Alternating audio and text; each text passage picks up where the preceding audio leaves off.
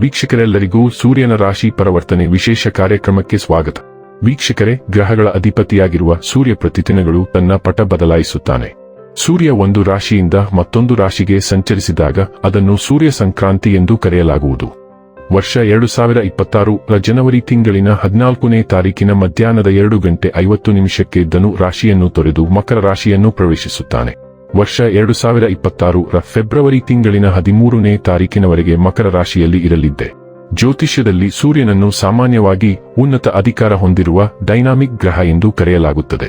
ಈ ಗ್ರಹವು ಪರಿಣಾಮಕಾರಿ ಆಡಳಿತ ತತ್ವಗಳನ್ನು ಸೂಚಿಸುತ್ತದೆ ಮತ್ತು ಇದು ಬಿಸಿ ಗ್ರಹವಾಗಿದೆ ಮತ್ತು ಎಲ್ಲಾ ಭವ್ಯವಾದ ಗುಣಗಳನ್ನು ಸೂಚಿಸುತ್ತದೆ. ಸೂರ್ಯನ ಆಶೀರ್ವಾದವಿಲ್ಲದೆ ವೃತ್ತಿಜೀವನಕ್ಕೆ ಸಂಬಂಧಿಸಿದಂತೆ ಜೀವನದಲ್ಲಿ ಉನ್ನತ ಸ್ಥಾನಗಳನ್ನು ಹೊಂದಲು ಸಾಧ್ಯವಿಲ್ಲ.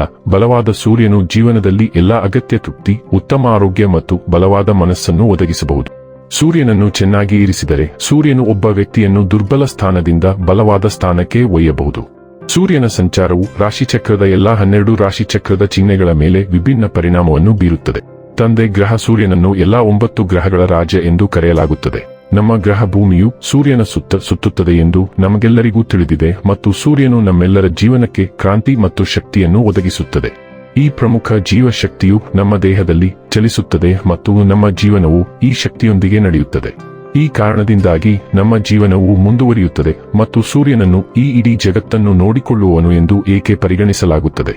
ಹಾಗಾದರೆ ಬನ್ನಿ, ಇಲ್ಲಿ ಸೂರ್ಯದೇವನ ಮಕರ ರಾಶಿಯಲ್ಲಿ ಈ ಗೋಚರ ಇಲ್ಲಿ ಪ್ರತ್ಯೇಕವಾಗಿ ತುಲಾ ರಾಶಿಯ ಜಾತಕದ ಪಾಲಿಗೆ ಹೇಗೆ ಸಾಬೀತಾಗಲಿದೆ, ಯಾವೆಲ್ಲ ಫಲಗಳು ಇಲ್ಲಿ ನಿಮಗೆ ಲಭಿಸಲಿವೆ ಮತ್ತು ಯಾವ ವಿಷಯವಾಗಿ ಇಲ್ಲಿ ನೀವು ವಿಶೇಷ ಎಚ್ಚರಿಕೆ ಹೊಂದಿರಬೇಕು ಅನ್ನೋದನ್ನ ನೋಡೋಣ. ಎಂದಿನಂತೆ ನಮ್ಮ ವಿನಂತಿ ಎಂದರೆ, ನೀವಿನ್ನೂ ನಮ್ಮ ಚಾನೆಲ್ ಅನ್ನು ಸಬ್ಸ್ಕ್ರೈಬ್ ಮಾಡಿಲ್ಲವೆಂದರೆ ದಯವಿಟ್ಟು ಈಗಲೇ ನಮ್ಮ ಚಾನೆಲ್ ಅನ್ನು ಸಬ್ಸ್ಕ್ರೈಬ್ ಮಾಡಿ. ಹಾಗೆ ನಿರಂತರ ವಿಡಿಯೋ ಅಪ್ಡೇಟ್ಸ್ಗಳಿಗಾಗಿ ತಪ್ಪದೇ ಪಕ್ಕದ ಬೆಲ್ ಐಕಾನ್ ಬಟನ್ ಕೂಡ ಕ್ಲಿಕ್ ಮಾಡಿ. ವೀಕ್ಷಕರೇ, ತುಲಾ ರಾಶಿಯವರಿಗೆ ಮಕರ ರಾಶಿಯ ಮೂಲಕ ಸೂರ್ಯನ ಸಂಚಾರವು ನಿಮ್ಮ ಮನೆ, ಕುಟುಂಬ ಮತ್ತು ಭಾವನಾತ್ಮಕ ಯೋಗಕ್ಷೇಮದ 4ನೇ ಮನೆಯನ್ನು ಸಕ್ರಿಯಗೊಳಿಸುತ್ತದೆ. ಉತ್ತರ ಆಷಾಢ ನಕ್ಷತ್ರವು ಕುಟುಂಬದ ವಿಷಯಗಳಿಗೆ ಜವಾಬ್ದಾರಿಯನ್ನು ತೆಗೆದುಕೊಳ್ಳಲು ಪ್ರೋತ್ಸಾಹಿಸುತ್ತದೆ, ಆದರೆ ಶ್ರವಣ ನಕ್ಷತ್ರವು ಕುಟುಂಬದೊಳಗೆ ಸಂವಹನ ಮತ್ತು ಕಲಿಕೆಗೆ ಒತ್ತು ನೀಡುತ್ತದೆ. ಧನಿಷ್ಠವು ನಿಮ್ಮ ಜೀವನ ಪರಿಸ್ಥಿತಿಯನ್ನು ಸುಧಾರಿಸಲು ಅಥವಾ ನಿಮ್ಮ ಮನೆಯ ಬಗ್ಗೆ ದಿಟ್ಟ ನಿರ್ಧಾರಗಳನ್ನು ತೆಗೆದುಕೊಳ್ಳಲು ಅವಕಾಶಗಳನ್ನು ತರುತ್ತದೆ. ಮನೆಯಲ್ಲಿ ಸ್ಥಿರತೆಯನ್ನು ಸೃಷ್ಟಿಸುವ ಸಮಯ ಇದು, ಆದರೆ ನಿಮ್ಮ ಕುಟುಂಬ ಚಲನಶೀಲತೆಯಲ್ಲಿ ತುಂಬಾ ಕಠಿಣವಾಗುವುದನ್ನು ತಪ್ಪಿಸಿ. ತುಲಾ ರಾಶಿಯವರಿಗೆ ಸೂರ್ಯನು 11ನೇ ಮನೆಯನ್ನು ಆಳುತ್ತಾನೆ ಮತ್ತು 4ನೇ ಮನೆಗೆ ಸಾಗುತ್ತಿದ್ದಾನೆ. ಇದರ ಪರಿಣಾಮವಾಗಿ ಮಕರ ರಾಶಿಯ ಈ ಸೂರ್ಯ ಸಂಚಾರದ ಸಮಯದಲ್ಲಿ ನೀವು ಸೌಕರ್ಯಗಳಲ್ಲಿ ಏರಿಕೆಯನ್ನು ವೀಕ್ಷಿಸಬಹುದು ಮತ್ತು ಆಸ್ತಿಗಳ ಮೂಲಕ ಮತ್ತು ಅವುಗಳಿಂದ ಪ್ರಯೋಜನ ಪಡೆಯಬಹುದು. ನಿಮ್ಮ ವೃತ್ತಿ ಜೀವನದ ದೃಷ್ಟಿಯಿಂದ ನಿಮ್ಮ ವೃತ್ತಿ ಜೀವನದ ಮೂಲಕ ನೀವು ಸಂತೋಷವನ್ನು ಪಡೆಯಬಹುದು. ನಿಮ್ಮ ಕೆಲಸಕ್ಕೆ ಸಂಬಂಧಿಸಿದಂತೆ ನಿಮ್ಮ ಪ್ರಯತ್ನಗಳಲ್ಲಿ ನೀವು ಯಶಸ್ಸನ್ನು ಪಡೆಯಬಹುದು. ವ್ಯವಹಾರದ ದೃಷ್ಟಿಯಿಂದ ಈ ಸಂಚಾರದ ಸಮಯದಲ್ಲಿ ನೀವು ಅಪಾರ ಲಾಭವನ್ನು ಗಳಿಸುವಿರಿ. ಆರ್ಥಿಕವಾಗಿ ಮಧ್ಯಮ ಹಣದ ಲಾಭವನ್ನು ಪಡೆಯುವ ಸಾಧ್ಯತೆಯಿದೆ ಮತ್ತು ಅದೇ ಸಮಯದಲ್ಲಿ ನೀವು ಹೆಚ್ಚಿನ ಖರ್ಚುಗಳನ್ನು ಎದುರಿಸಬೇಕಾಗಬಹುದು.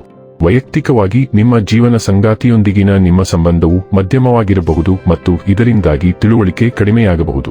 ಆರೋಗ್ಯದ ದೃಷ್ಟಿಯಿಂದ ನೀವು ಉತ್ತಮ ಆರೋಗ್ಯವನ್ನು ಕಾಪಾಡಿಕೊಳ್ಳದಿರಬಹುದು ಮತ್ತು ನಿಮ್ಮ ತಾಯಿಯ ಆರೋಗ್ಯಕ್ಕಾಗಿ ನೀವು ಅನಗತ್ಯವಾಗಿ ಖರ್ಚು ಮಾಡಬಹುದು. ಇದು ನಿಮಗೆ ಚಿಂತೆಯನ್ನುಂಟು ಮಾಡಬಹುದು. ಇನ್ನು ಕೊನೆಯದಾಗಿ ಈ ದಿನಗಳಂದು ಮಾಡಿಕೊಳ್ಳಬೇಕಾದ ಉಪಾಯಗಳ ಕುರಿತು ನೋಡುವುದಾದರೆ, ಪ್ರತಿದಿನ ಲಲಿತಾ ಸಹಸ್ರನಾಮವನ್ನು ಪಠಿಸಿ.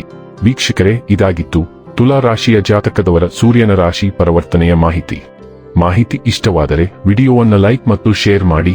ಹಾಗೆ ಚಾನೆಲ್ ಸಬ್ಸ್ಕ್ರೈಬ್ ಮಾಡುವುದರ ಜೊತೆಗೆ ನಿರಂತರ ವಿಡಿಯೋ ಅಪ್ಡೇಟ್ಸ್ಗಳಿಗಾಗಿ ಪಕ್ಕದ ಬೆಲ್ ಐಕಾನ್ ಕ್ಲಿಕ್ ಮಾಡಿ.